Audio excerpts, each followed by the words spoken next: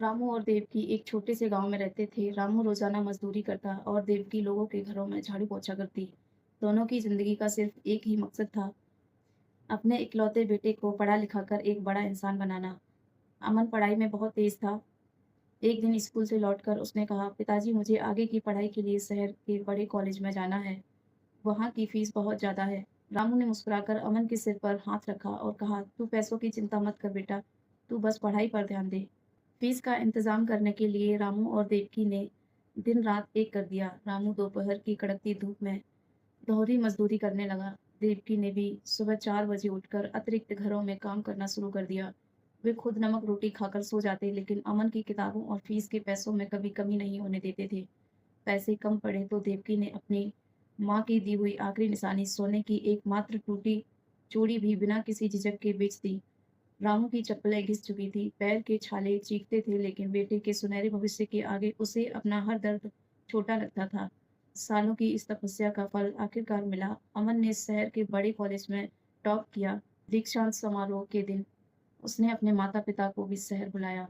रामू और देवकी अपनी सबसे अच्छी लेकिन जगह जगह से रफू की हुई पोशाक पहनकर कॉलेज के बड़े हॉल में पहुंचे।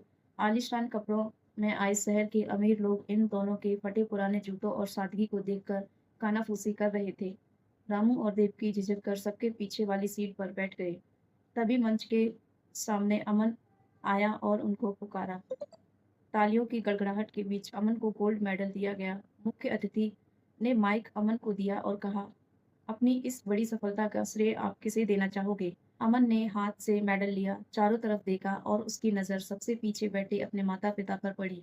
अमन की आंखों में आंसू बहने लगे। वह मंच से उतरा और सीधा दौड़ते हुए हॉल के सबसे पीछे हिस्से में पहुंच गया। पूरा हॉल हैरान होकर देख रहा था। अमन ने भरी महफिल में अपने माँ के फटे हुए आंचल और पिता के धूल से सने पैरों में अपना सिर रख दिया। उसने अपना गोल्ड मेडल अपने पिता के गले में डाल दिया और माँ को गले लगा लिया। अमन ने रोते हुए माइक पर कहा, मेरी सफलता और मेरी सफलता के पीछे कोई जादुई ताकत नहीं है। इसके पीछे मेरे माता-पिता के पैरों के छाले और माँ और जो इन्होंने मेरे लिए झेली हैं। आज मैं जो कुछ भी हूँ, अपने इन अमीर माता-पिता की बदौलत हूँ, जिनकी जेबें भले ही हमेशा फटी रहीं, लेकिन दिल आसमान से भी बड़ा था। पूरे हॉल में सन्नाटा छा गया। कुछ ही पलों में जो लोग पहले उन्हें देखकर मुस्कुरा रहे थे, वे सब खड़े होकर सम्मान में तालियां बजाने लगे। रामू और देवकी की आंखों में बहते आंसू अब उनके सालों के दर्द को धो चुके थे।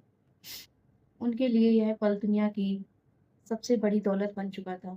दोस्तों, आपको यह कहानी कैसी लगी? अगर अच्छी लगी हो तो लाइक, कमेंट, शेयर ज़रूर करना। अभी तक आपने हमें फॉलो नहीं किया है तो फॉलो